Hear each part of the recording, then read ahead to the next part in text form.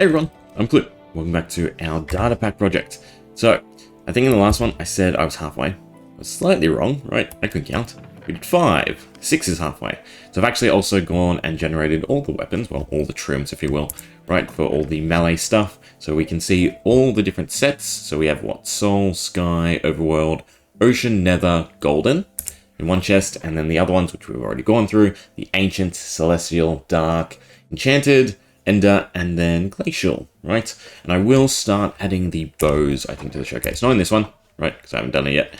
But after this one, we'll probably end up adding the bows to, you know, when we show off the golden affinity, if you will, the nether affinity, and so on. I think that will be the easiest way to tackle it. But yeah, so today we're going to go through the Glacial sets. So this one was a last-minute addition, just so I could even things out, have 12 instead of 11, right?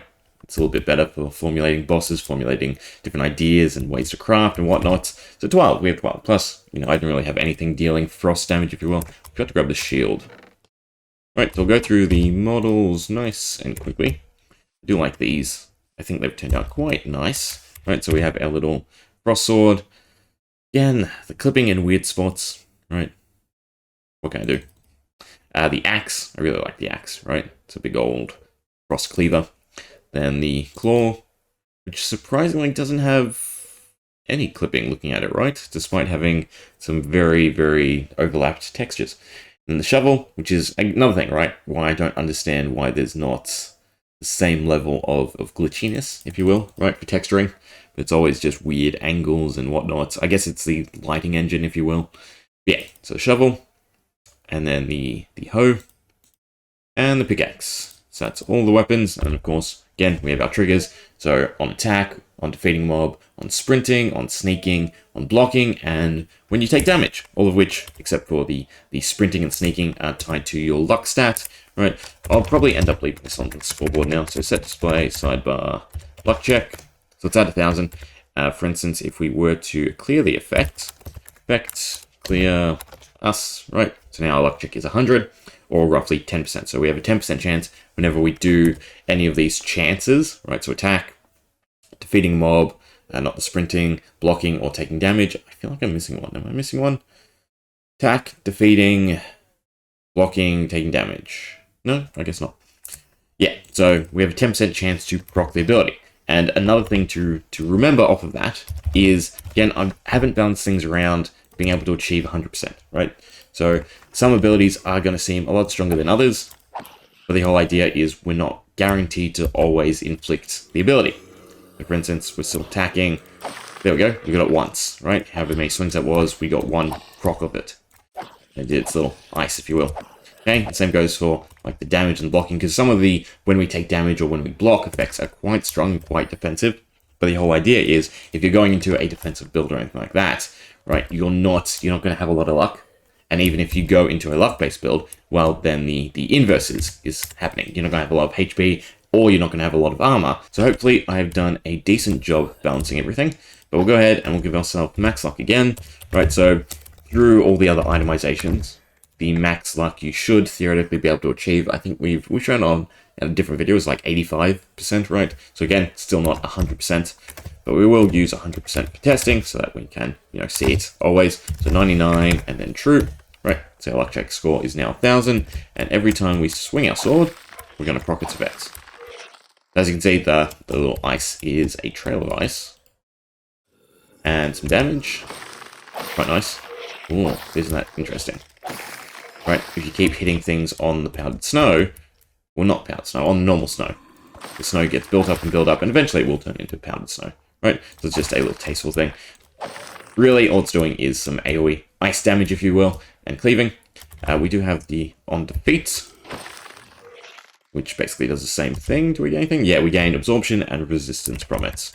So essentially this ability is, if you take it, right, you can now fight groups and recover defensively. It also does slow other entities nearby, right, so it's doing a little puff around us. We'll go into F5. Going to hit the same one. Right, so they all have slowness. They also still generate the snow. Big thing is, again, the snow generation. And eventually, if the snow block is full, it will turn it into powdered snow. Which actually doesn't quite work, right? No, it shouldn't be the full block. It should be the stage before the full block. So I think I'll tweak that a bit. Okay, and then we have sprinting. Right, so still the teleport dash. It leaves behind that little snow cloud particle, right?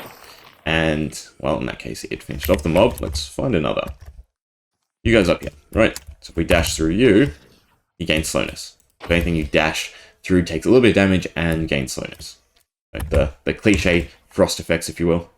Right, then we have sneaking is the shovel, which is our usual ground pound, but now with frost. Every time we ground pound, it's actually a decent one to show off, right? Because it's causing the snow to regenerate each time, unless they continue to move.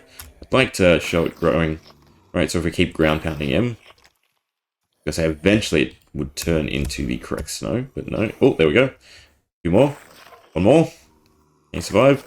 So now it's a full snow block, which actually we can't put an entity in it. Yeah, so I definitely have to tweak that and make it so it's not the full range. Let's grab out snow. Right, what level of snow would we want before we turn it into actual powdered snow? What can I go with that? Right, so obviously 8 is a full block. I think if we did like half, like 4, and then it turns into powdered snow, or even 3, and then turns into a powdered snow. Let's grab that out so we can see. I think that'd be fine, right? So it escalates from that to that, or maybe one more layer. Right, 4, then into a full block. Yeah, that might be decent. But yeah, so we've got the ground pound, we've got the sneak. What's left? Blocking and now on damage. Coming out here a little bit. Make sure to give us a full set of husk eggs. And go over to game mode. Survival.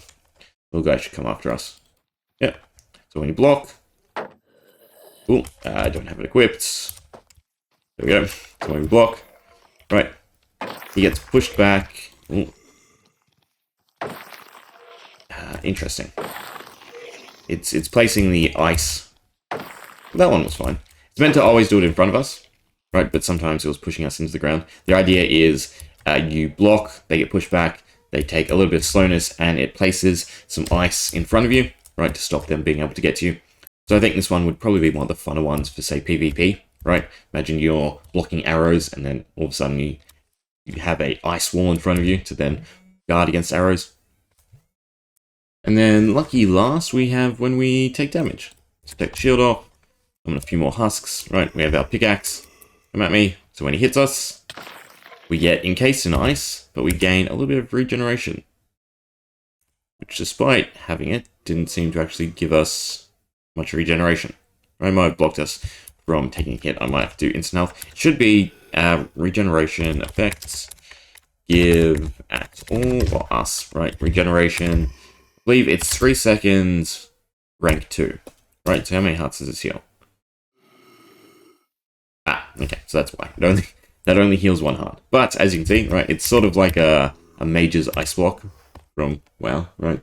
So we are encased in ice as we recover, which would be a pretty fun one too, right? So, yeah, obviously, you could get trapped inside with other enemies, but otherwise it should give you a little brief reprieve from taking attacks. Of course, though, right, it does also drop the water when you break it, so it is something to keep in mind.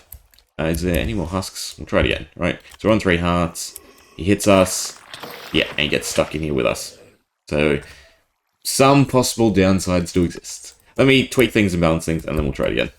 We'll start at 10, that's perfect. Right, hit us. We get encased, we gain regeneration for a little bit longer. Are you stuck in here with us? Or is it just because you can hit us? Or no, I'm probably taking damage from the seasonal effect. But yeah, so we're able to recover a bit better. We could probably take the instant health away now. Right, from testing. Yeah, just put me to lower HP, so we can show this off a bit better. Yeah, so we're on low HP. We should stop regenning fairly soon, hopefully. To get out of the spring biome, because I think the spring heals us as well. Right, over here, down a husk. We have our pickaxe. We get hits. If you're stuck with us, it's fine. Well, you suffocated. We do heal. Regeneration.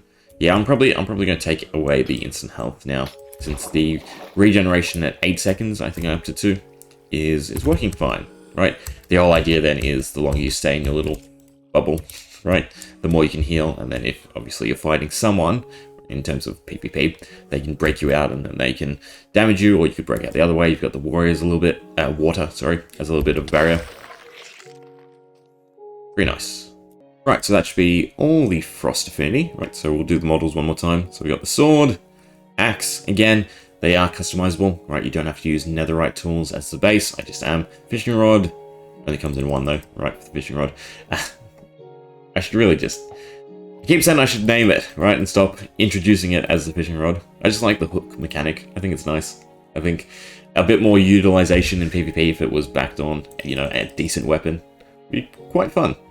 Another... Not netherite. Frost shovel. Glacial shovel. Learn my stuff, right? Yeah, Affinity Glacial. Glacial shovel. Glacial hoe. And Glacial pickaxe. Right. Hope you enjoyed. See ya.